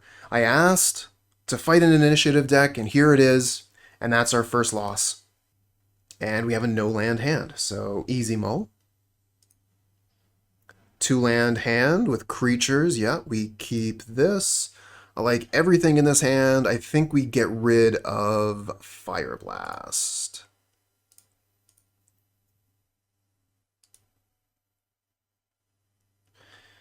What was that, Sultai Pile? I can't remember if I put it onto my card hoarder yet. It's my Sultai Initiative list. Or I can't remember if I put it on Stream Deck. Or let me take a quick look and see if I have a link to it. I have not put it on Stream Decker yet. Alright, looks like we're fighting against Burn. Burkadim, if you remind me later, I'll bring it back up so that we can look at it.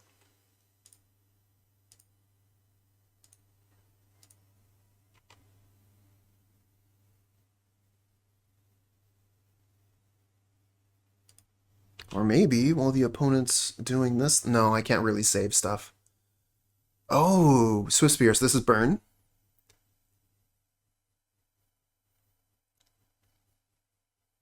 Lightning Bolt to Foundry Street Denizen. What a bully.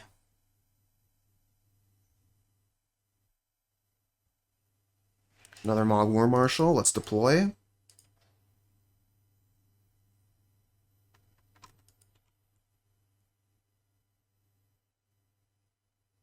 Mogg War Marshal has no problem getting in front of Swift Spear.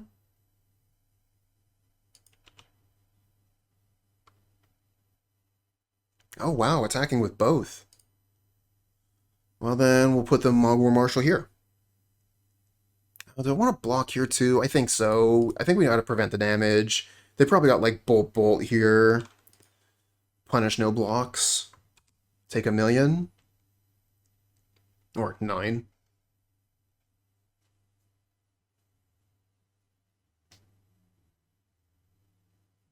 So let's preserve our life total a little bit here. Rift Bolt on suspend. Let's go for Synthesizer.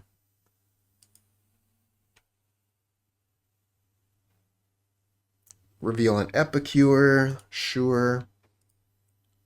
Play the Epicure, and then we'll Rebirth. Actually, do I want to hold Rebirth so I can Rebirth the Synthesizer? Probably. I just want to get this damage in, you know?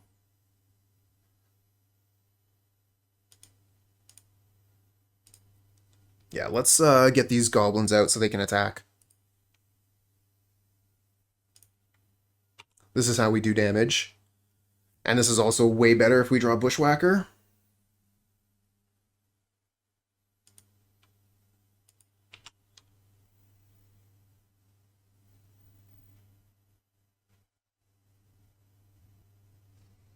So we'll probably block the Swift Spear with the Epicure.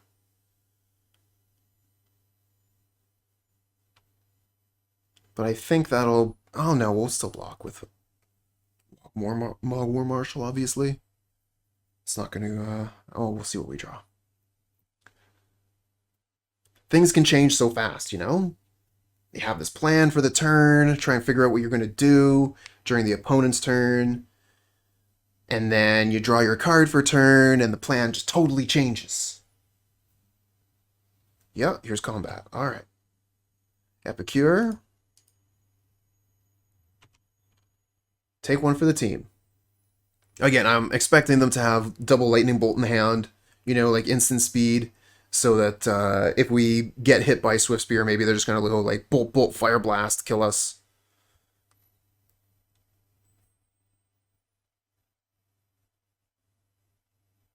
We find a Bolt. Okay. Thinking attack all, play creatures, pass.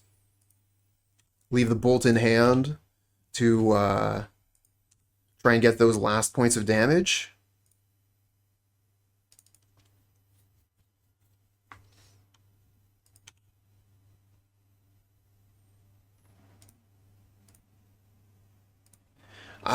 Not in any way that I know of, Iroh.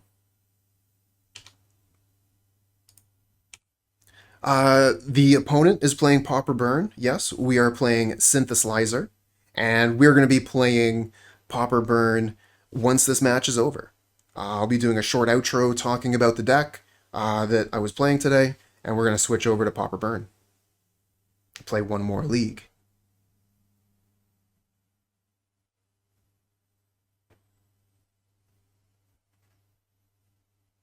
Opponent taking their time on their decision here. We have a pretty easy block, although that does sap us 1 damage. So we should do some counting before we guaranteed do this block. Okay, so actually no attack. We don't have to worry about that. Right. So right now I can immediately sacrifice this to the Raider, get some power on it so we don't have to use that mana. Target itself, sacrifice this.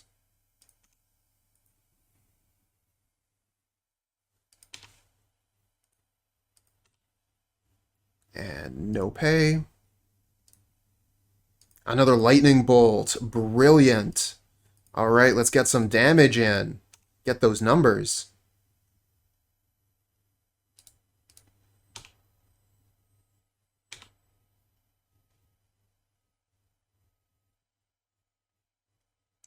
I think Affinity is still a great deck. And actually, Affinity has great game against Burn because they have Reckoner's Bargain. And for 2 mana at instant speed, they can gain 7 life.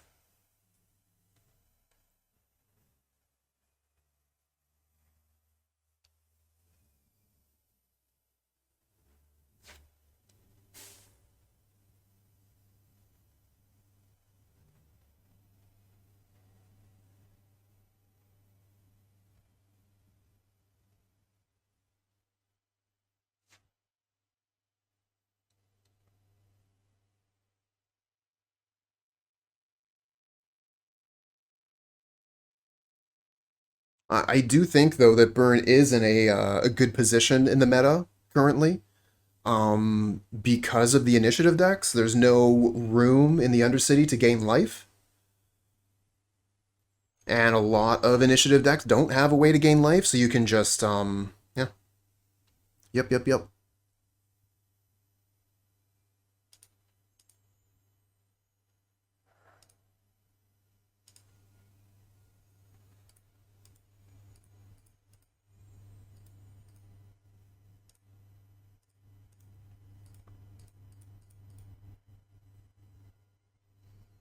I will sacrifice as many goblins as I have to get this damage in.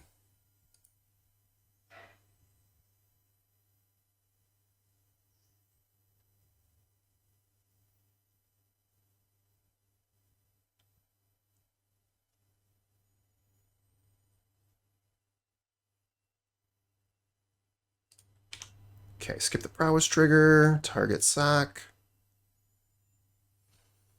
People still play Affinity without ATOG, seems blasphemous, lol. It's still an excellent deck. 100% people still play it. The deck is still really, really good.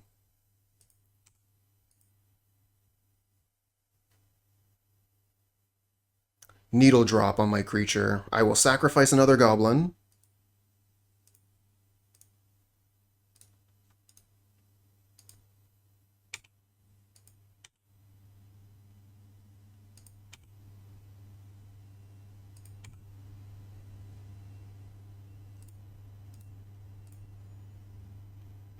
Double bolt you. You're dead.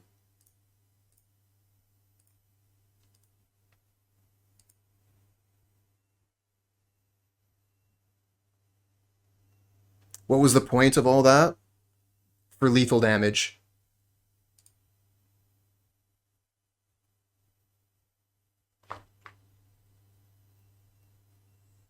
I don't think we make any changes. Opponent was in a difficult situation. They were casting lightning bolts at my, what was it? It was a Sledder or a Raider. They were casting lightning bolts at my Goblin to try and stop it, but I had enough sacrifice fodder that I was going to be able to continue to keep my creature alive. So at that point, they were, like removing all those tokens from the board, but they didn't know that I just had lethal damage in hand. I mean, then again, I wouldn't have gone all in the way that I did if I didn't.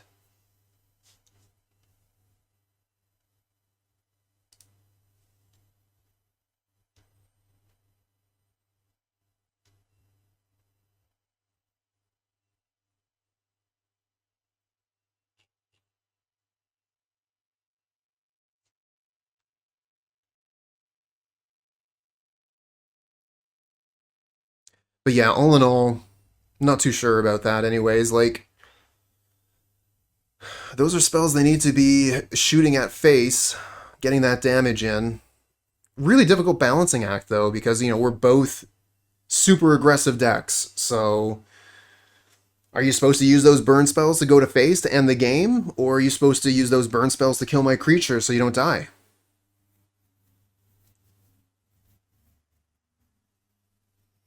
Good enough.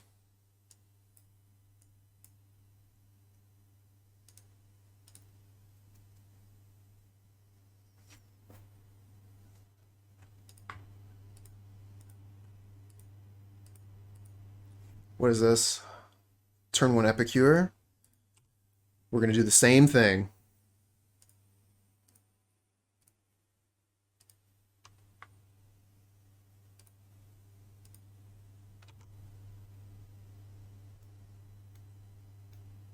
Do you ever play Affinity on stream? Sometimes, yep.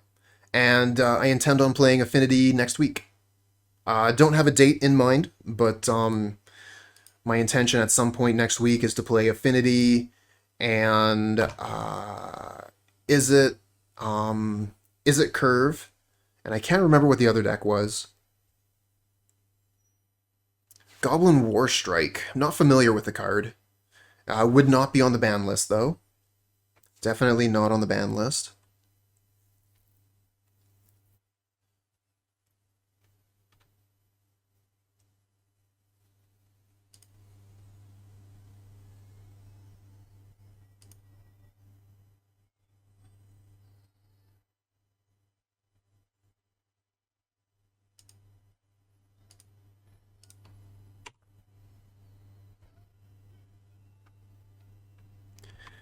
What is that card? Is that one that, like, deals damage equal to the number of creatures that you have or something?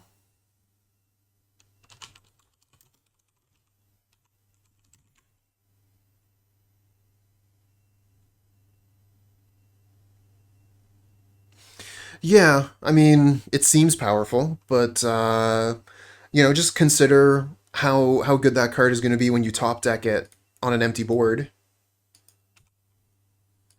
Or when you cast that and your opponent responds with Suffocating Fumes.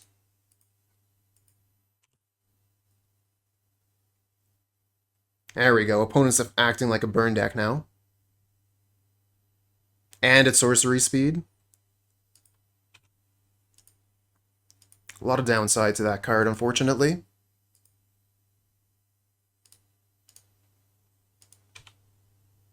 Oh, there's that Goblin Grenade that would have been amazing with that Mogg War Marshal. Oh well. Start with a Synthesizer. Find land, perfect. I think we're going to go Rebirth here. So let's start with Rebirth on Synthesizer. Maybe we find a card we want to play, just a land.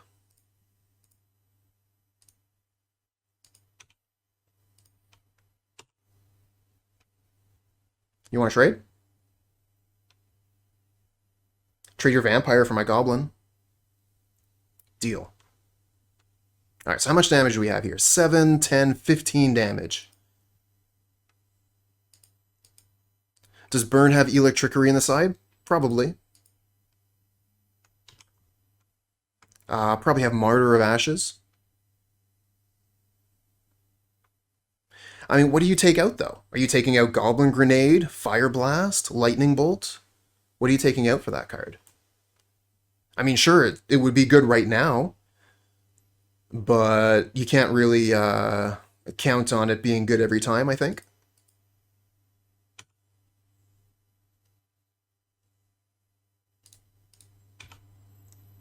Well, if we had drawn a Bushwhacker there, we would win this game. Is there any point in using Goblin Grenade this turn? I don't think so.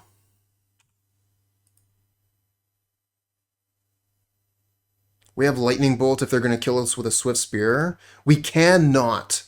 We absolutely cannot shoot this Chain Lightning back at the opponent, because then they just pay 2 and shoot it back at us and we're dead.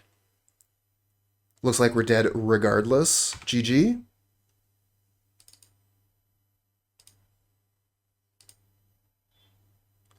Target ourselves with it.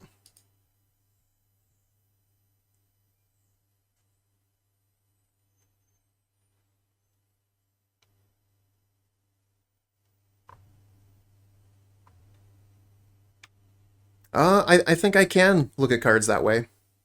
And I think it's actually a good idea.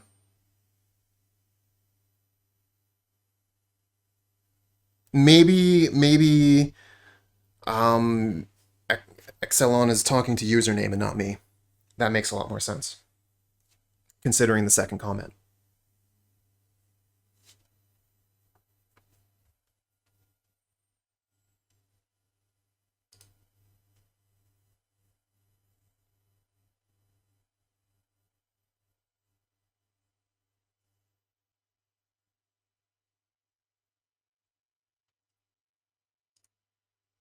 I think that one of the main things that we can say about what was this card called? Goblin Warstrike. How many decks do you see it in Pauper already? If the answer is 0, there could be a good reason for that.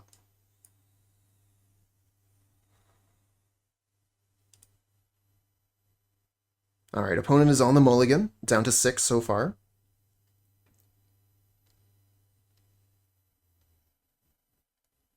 Down to 5 now. So they're really going to need like a Martyr of Ashes type hand here. Is there a lot of counter magic in Pauper? Yes. Yes, there is.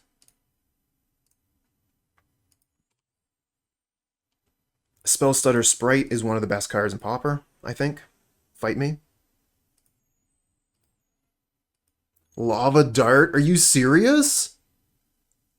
Wow. Okay. That's... wow. As a control deck, Vileplume Pauper, 100%.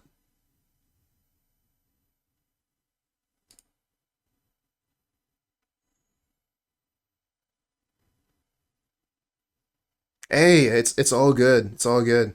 Um, really think that Epicure Rebirth is the way to go here.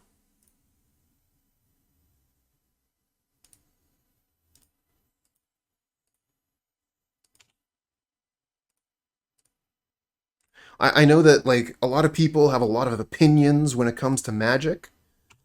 I know I do too.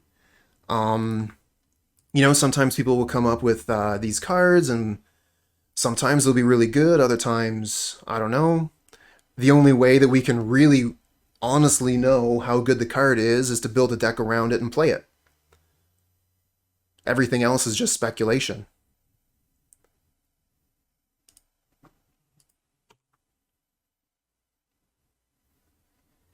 Another Mogg War Marshal. Do we dare wait? I think we do dare wait. We're going to cast Mogg War Marshal this turn. We'll Bushwhacker next turn.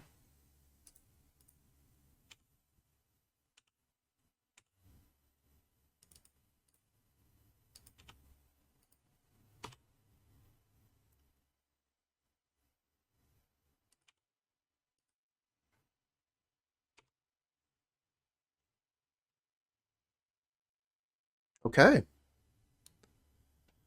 No sweep? No sweep. Brilliant. Do we get land on top? Land on top is what we're looking for this Goblin Grenade. Yeah, and the festivities is something I was a little bit worried about, to be honest.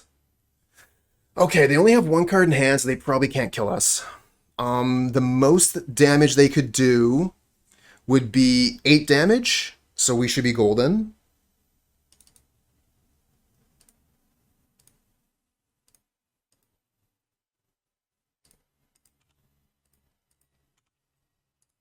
And of course, the reason to be playing any of these decks, Goblin Bushwhacker, 2 mana, gives all your creatures haste and +0, +1/+0. Amazing for crashing through huge amounts of damage, just as a surprise. Gotcha.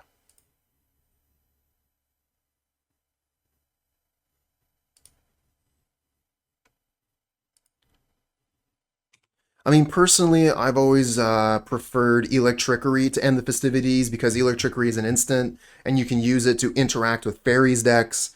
But yeah, end the festivities is absolutely a playable Magic card.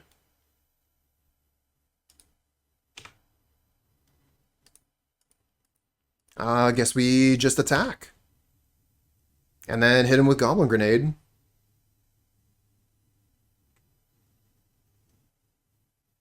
Fuck. I should have played Mogg... Oh, shit. I should have played Mogg Raider. God damn it. We would be winning right now if I played this. No, they would have just played this in response to the Mogg Raider. We'd still be in the same situation. Is what it is.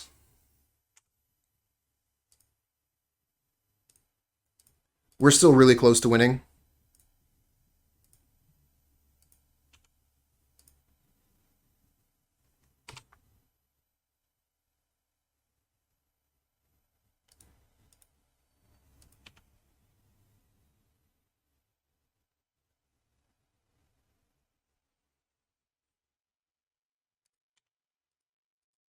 They have one card left in hand.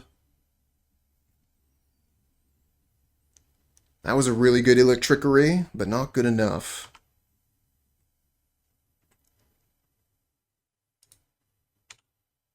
No pay. We only need to do 1 damage here.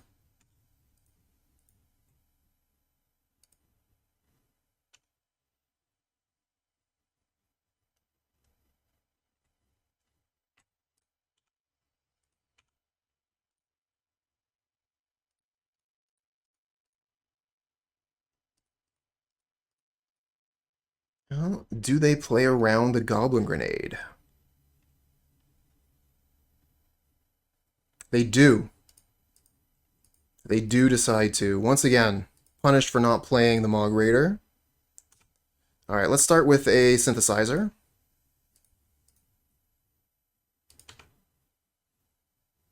Find a Fireblast. That looks like lethal to me. How about you, chat?